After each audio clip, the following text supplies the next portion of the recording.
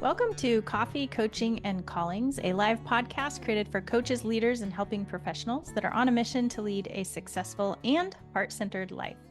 Your host today, Laurel Elders of the Institute for Integrative Intelligence, where it's our mission to elevate human potential through the art and science of masterful coaching. And I'm excited because today we're focusing on coaching mastery, and I have with me Timmy Ford.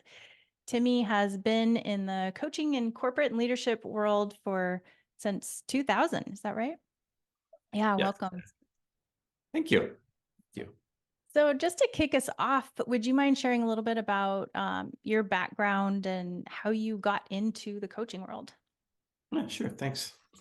So my background is primarily from frontline to corporate leadership. So I would say I was probably my first experience with coaching was in 2000 when I took over a team of 9 frontline sales leaders. And so I was promoted into that role.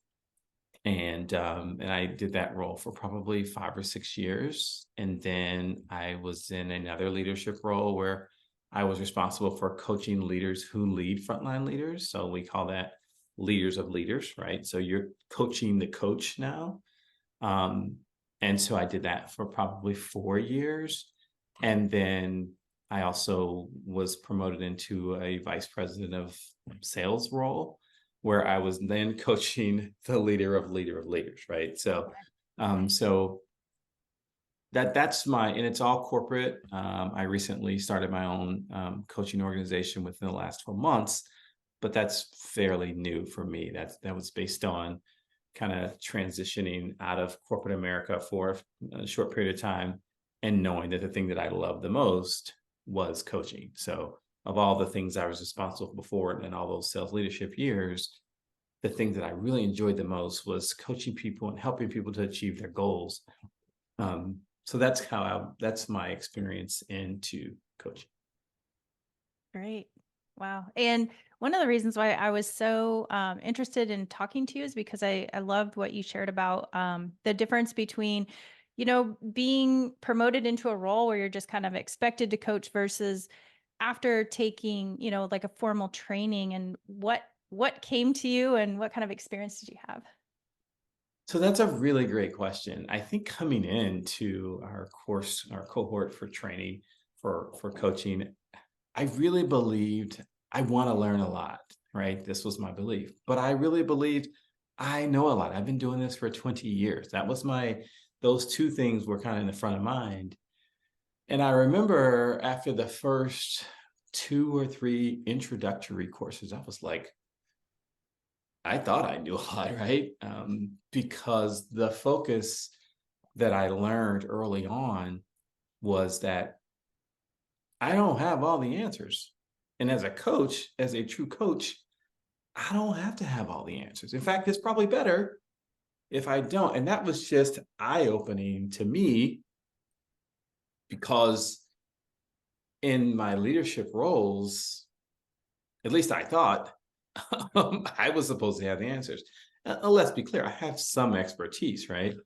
But by far, it was just eye opening for me to learn a different way to help people solve their problems. Mm. And that was, I mean, like I said, within 3 courses, the first 3, that, you're just talking about what is coaching, kind of what do we do, what do we not do in this coaching world? What are some of the ICF guidelines? I was like, really? I mean, so that was just pretty incredible for me to figure that out. It was a big aha moment. And one of your instructors, um, I'm not going to say his name, but you may know it just by what I say. Mhm. He made it really clear, probably in the first course that he did with us. He was like, "These people don't need your advice. They need you to provide space for them to help them figure out the best solutions for their challenges." Mm. And that really resonated with me as well. So early on, it became clear that there was a lot more to coaching than what I had been doing for the past 20 years. Mm. That's so interesting. In your experience, were you provided some trainings or anything around? Yeah. Yeah, so we were trained on um, things like situational leadership, the art of questioning, um, emotional intelligence. And if you just look at things like situational leadership is probably the closest to coaching because it encourages you to coach the person based on where they are, right?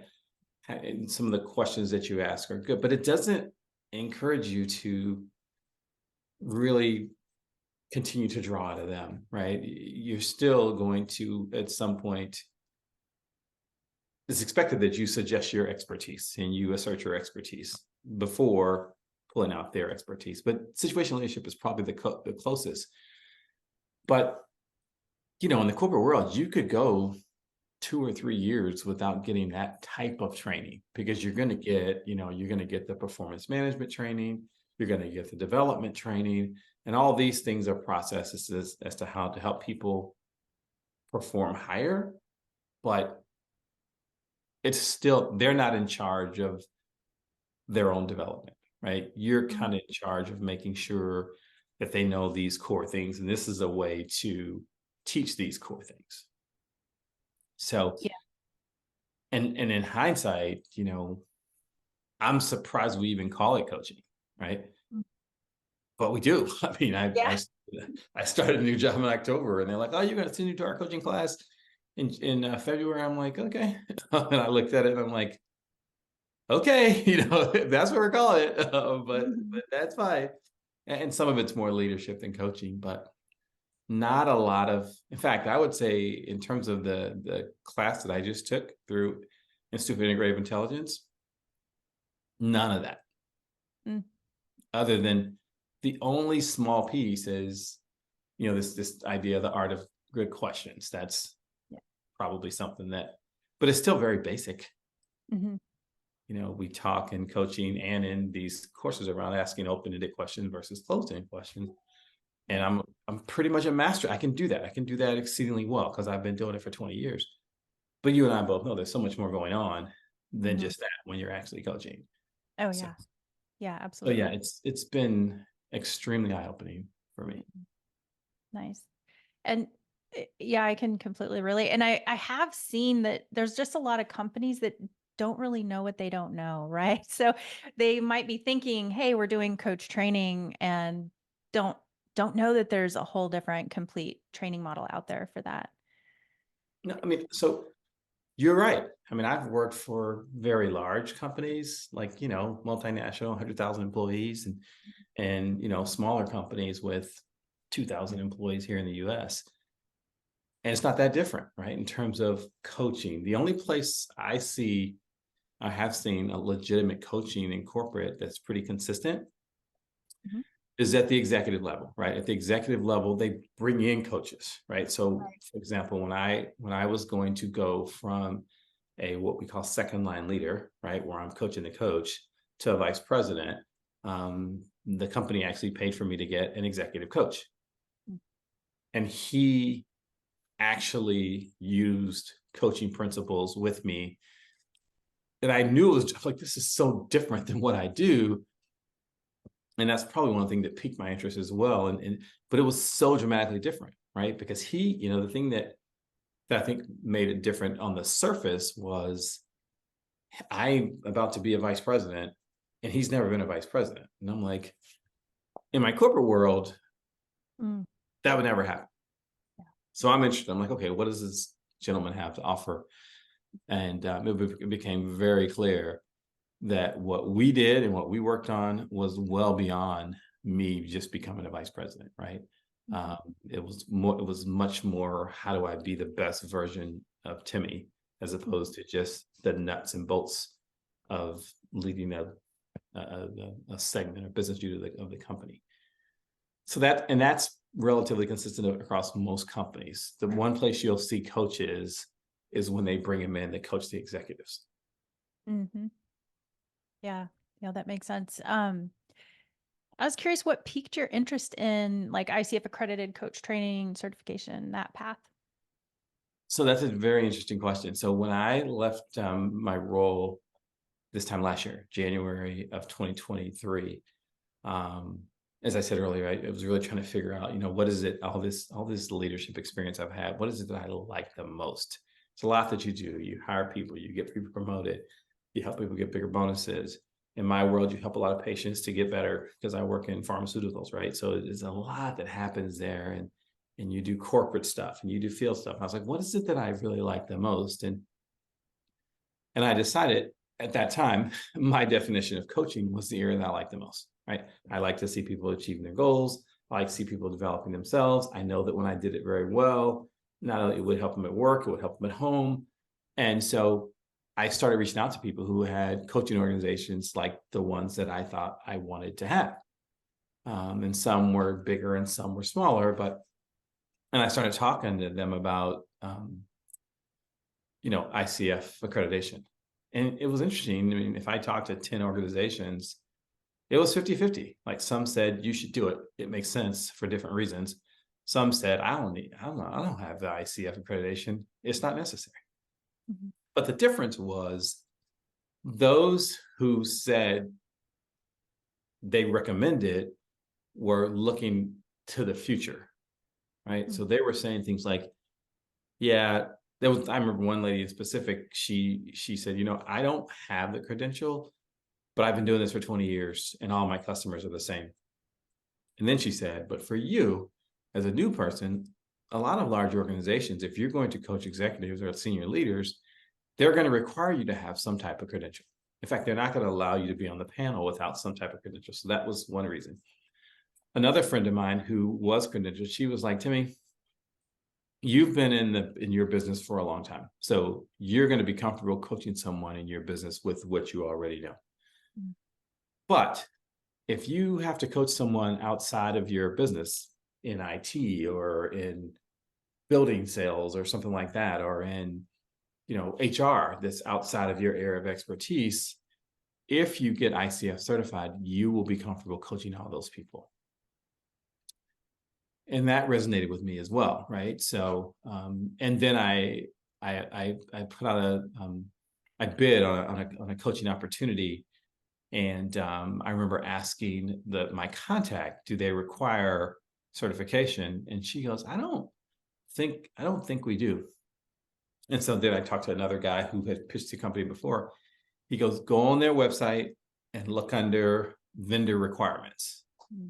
I was like, geez, Louis, how do I find it? But once I dug in, I went on there, and she didn't realize it, but it said on there, you can coach for us, but you need to be certified by ICF.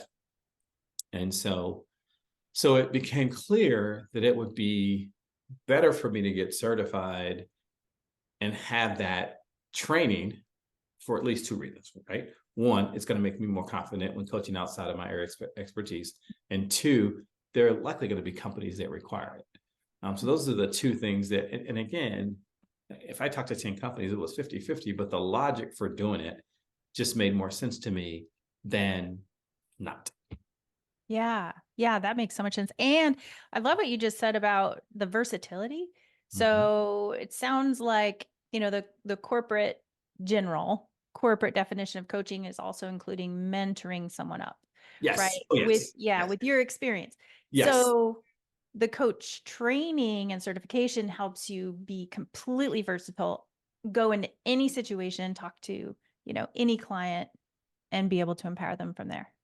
Absolutely. And I don't know that I had thought of it that way until I was talking to this lady, and she was talking about that. And another friend of mine who I used to work for, who has since, retired, and he's a full-time coach. Mm-hmm. We had a really robust conversation about coaching versus mentoring as well. Mm-hmm. And I'm not surprised, he reluctantly got certified because his network was so big. But one of the organizations that he wanted to work with was like, you can come work for us, but you need to get certified. Mm-hmm. And he shared as well. I mean, he was like, Timmy, the reality is you've done as much mentoring and consulting as you have coaching. Mm-hmm. Right. So he's like, not that they never cross paths, the mentoring, coaching, and consulting, but you need to be really clear on the difference. And he said, even though I went reluctantly, he said, that's something that since learned. And he said it again. He goes, when I coach someone in building services, right? He's like, my coaching training is so helpful because I don't have any expertise in building services.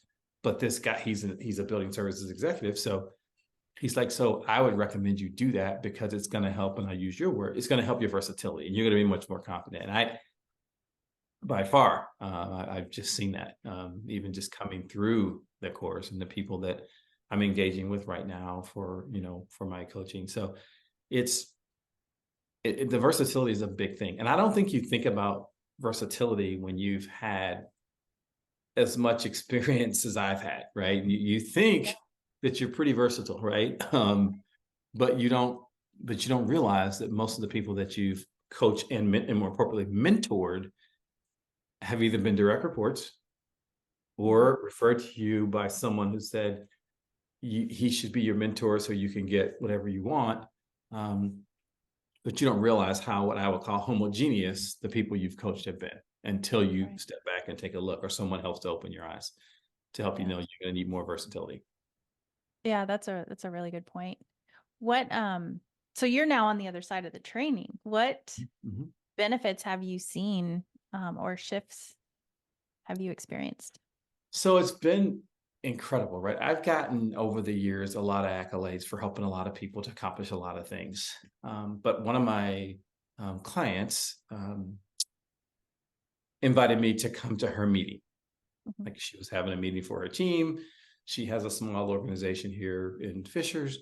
And I'm like, okay, I'll come. And I'm like, hold on, what role do you want me to play there? She goes, I want you to play your coach role because we know each other as well. I said, okay. And so I show up and I sit down and we're meeting and she goes, okay, I brought Timmy Ford today. He's my professional coach. And he helps me to help you guys.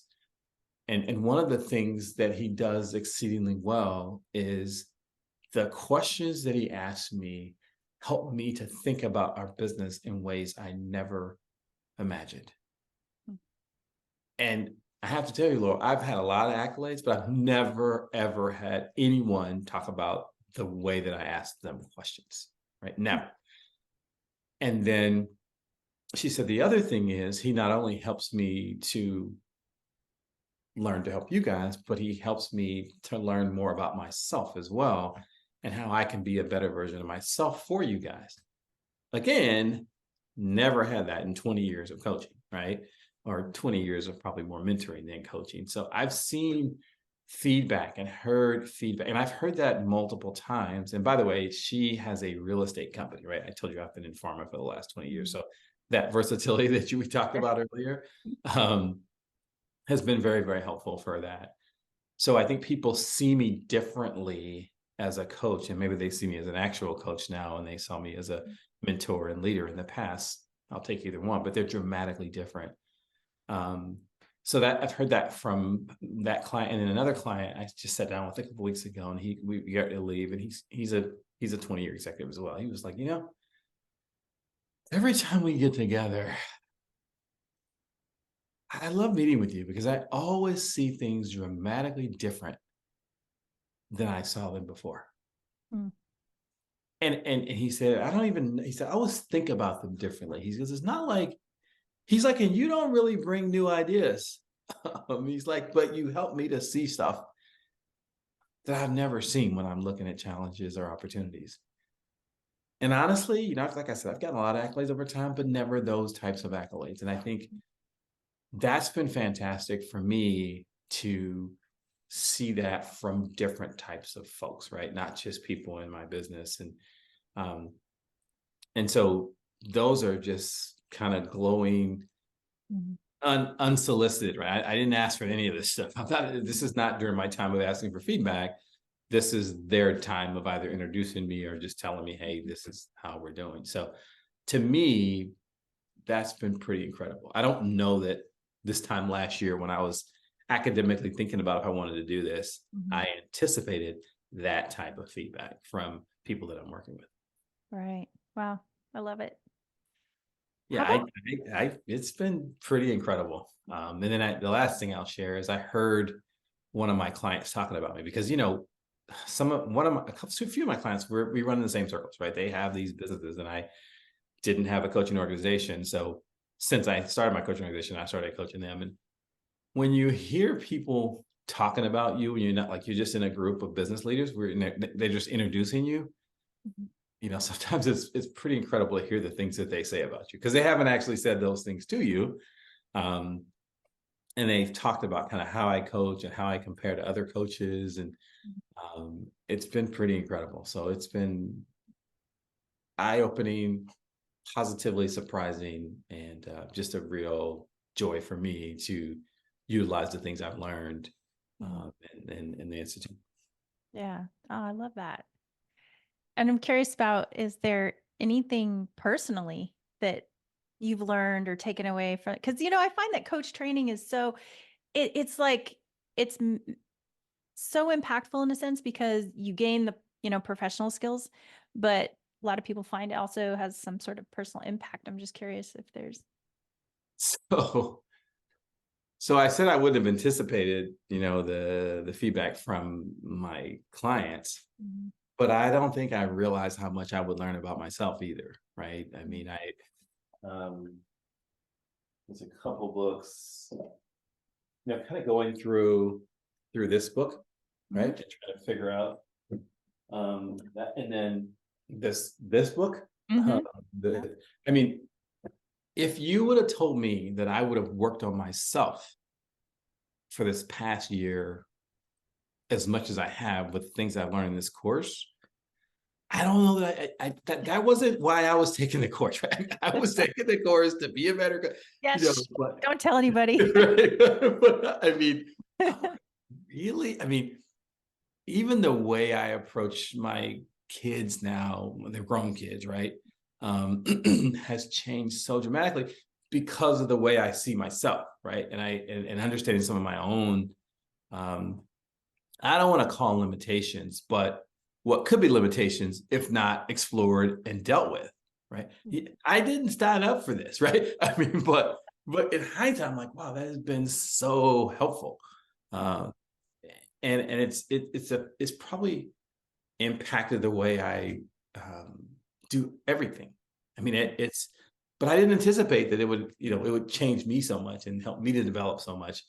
I did it for development, but I didn't know it was going to be like personal, emotional development of things that I just hadn't thought about in a long time. And man, I'm gonna mess this name up. I think it's called the Wheel of Life. When I went through that, that was just like it was just like, again, so personal for me, right? We were going through it to learn how to use it and all that stuff, but we filled it out. And I was like, wow, okay. So it's been tremendous personal impact on me that, again, I didn't anticipate. Um, but in hindsight, I think that is probably one of the things that'll make me a better coach as well, right? Oh, yeah. If I'm a better version of myself, I'm going to be better for everybody that I interact with. So, but didn't see it. I mean, that Mhm. certainly didn't know that was going to happen. But that's been a huge, you know, in business we call this a huge unintended consequence of taking the course, right? Yeah. Positive consequence. Yes. Yes, yes, Yeah. unintended positive consequence. Absolutely. Nice. And any words of wisdom for anyone out there that is like, oh, should I take that training? If they've been in your shoes of, yep, I'm a leader, part of my role is coaching, but not sure if it's worth it. Any thoughts? Yeah, I think they all should do it, right? Because I think it changes the way you approach people, which I think would help every leader. So I think everybody should take it because I think if you're going to coach people, heck, I think even if you aren't going to coach people, if you just want to be a better version of yourself, Mm-hmm. going through this course will help you with that and help you to be a better leader. Because as a leader, I mean, one of the things fundamentally that the course teaches that we spend so much time and energy trying to get our leaders to understand is just such a higher regard and expertise on listening. And I think every leader that's responsible for coaching 1 or 100 people is going to benefit from that. Mm. So I think we all should do it. I think, in fact, the more experience you have, the more you need it. And the earlier you do it, the better you're going to do it. So if you've got 2 years as an executive, you should do it. If you have 20 years as an executive, you should take the course, because it's just going to make you so much better in so many aspects of your life, including work. Mm-hmm. Yeah, I completely agree and resonate. And I was especially reflecting as you were sharing on how, like, just learning how to listen to somebody, like you can learn so much about someone's values when you learn how to listen to what's not said, like what's in their heart of hearts. And that you don't get from just taking like a communication course. No, Right. no. I mean, I was with a really good friend of mine. We were at dinner on Friday, and he said, "Hey, I know you have this coaching company. Will you meet with my daughter? She's, you know, 7, 10 years out of school, and she's thinking about, doing something different with her career." Mhm. And I said, "Yeah, that's fine." He goes, "Well, can we do it next week?" I'm like, "Well, my weekdays are pretty busy, but I'll do it anytime on the weekend." So we met yesterday, and so I won't fact you the entire story, but we met to talk about, what does she want to do? How does she want to do it?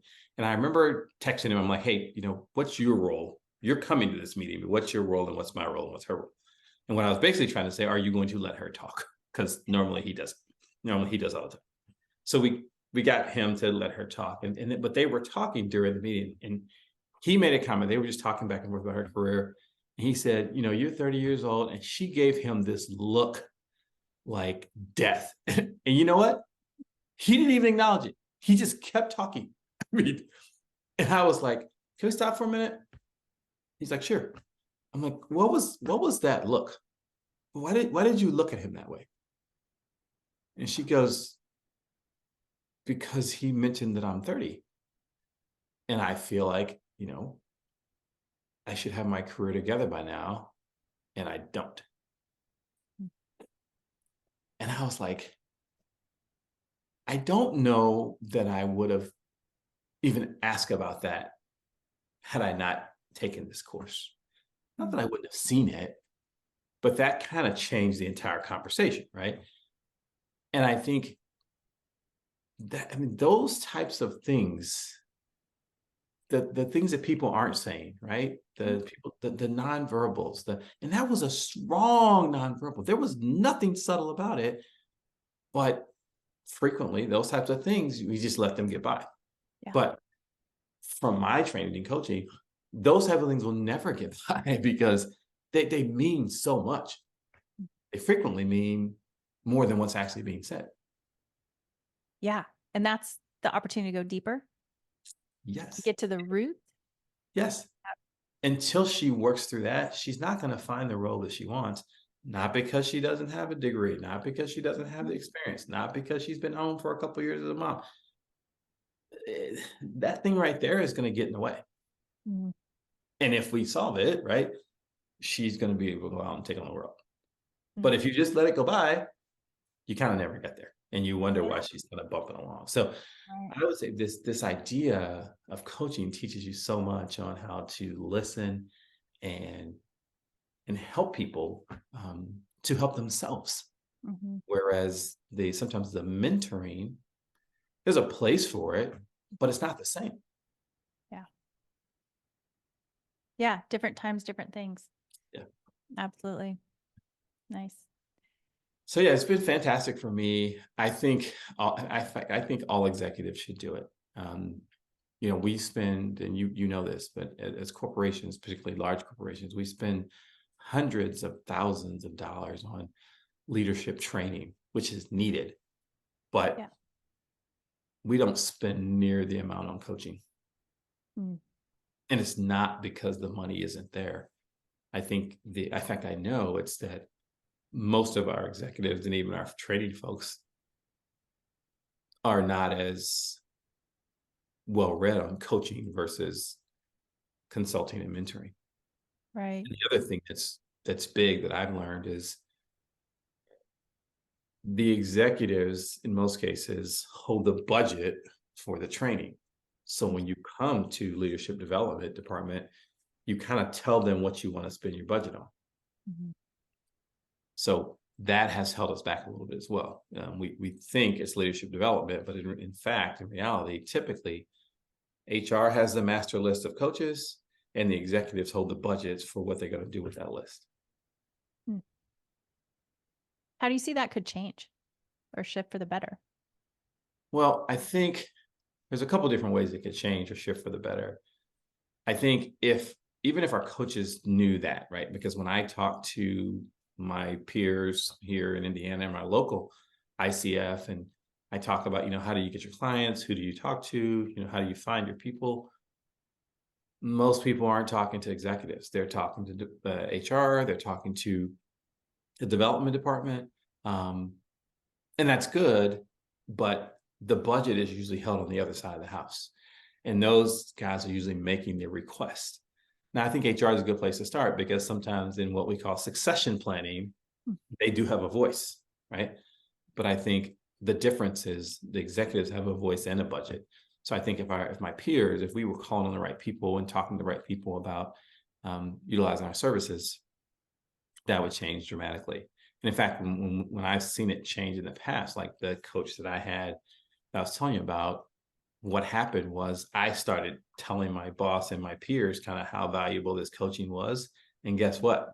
He got like 6 more clients in probably 2 months. Oh, Uh, wow. Yeah. so I think we can do a lot. Mhm. And I think people like your organization as well can encourage your students and your alumni to spread the word, because I think some of your student alumni work in corporations. They're not all Yeah. in the same world you're in. That can help too. It may not just help you, but it will help the people in the organization. It'll help the move up coaching in general, Mhm. as opposed to just mentoring. Yeah. Yeah. And, it's interesting too, because I've seen the research on coaching efficacy that's coming out more and more, especially 2023. So many just really profound results came to light. But you think about sometimes research can take like 10 years, Mhm. right? They're tracking. So it is exciting that, all of this is coming to light more.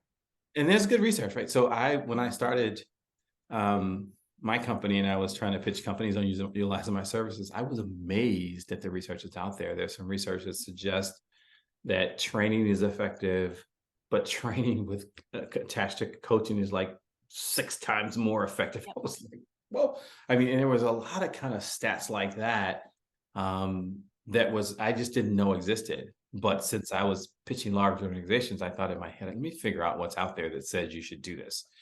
Um, so it's pretty, there's just a little bit that I've seen it's impressive, right? I didn't know what I would find. So I created like a one slide. It's the first slide that I use when I'm talking to clients or corporations to say, why should you do this? So I have some of those stats. I think that could be helpful too. Maybe if, and you guys may already have it, but maybe if you're sharing that on your website in terms of for your students to have data in the form of 1 or 2 slides to when they're pitching themselves to organizations, that could be helpful too, to raise the Mm. value of coaching. Right. Because I Yeah. don't know that everybody knows the data or has even seen the data. When I say everybody, I'm just thinking of my own little cohort. I'm Mhm. not convinced that everybody knows that data is out there that says Oh. coaching coupled training is like 6 times more valuable. Yeah. Yeah. It was 22% training alone, went up to 88% with training plus coaching. Like Yes, that's that's it. deal. Yeah. Yes, 4 times. Yeah, it's like, yes. I'm Yeah. like, and when I saw that, I thought, wow, that's a starlet. I mean, I didn't know it, but I think there's plenty of people that don't know it, right? Yeah. Yeah. Um, And yet it makes sense because it takes the training and it personalizes it, right? And that's the brilliance of the coaching yes, approach. But yes. And you always get more when you personalize, right? That's just, yeah. it makes total sense. But that doesn't mean people know, understand, and utilize that. Right. Right. So true. Well, it's been such a honor to talk with you about this, and I really hope that anybody that just needed to hear some of your insights and experience, can take away what they needed to from today's conversation. Anything else before we wrap up? There's one other thing that I didn't share that really was a big deal for me actually getting involved in ICF coaching, Mhm. and that was one of the people that I was talking to about getting ICF coaching. She's a professor at Indiana University, and I had asked her just to speak with her because she had a practice similar to the one I was, and she told me about coachings for everyone. And she Mhm. goes, "You should apply for CFE." She said, "I think you'd be a good candidate." I said, "Well, what is this?" She goes, "Well, just Google CFE. It's a program to get BIPOC coaches involved in coaching." And and I can tell you that's how I found you guys, right? Mhm. And one of the things that was a little bit of a barrier for me for coaching is when I was looking into it, it was somewhere between $12,000 and $20,000 to get an ICF um, um, to be in an ICF program. And what CFE is doing to help with that was just, I mean, that was like the thing that put me with, I'm doing this. This is the real value for Mhm. something that I think is important. So that's another piece that I think was really important for me. That CFE piece has been a real valuable piece for me overall. So Yeah. thanks for being a part of that. Yeah.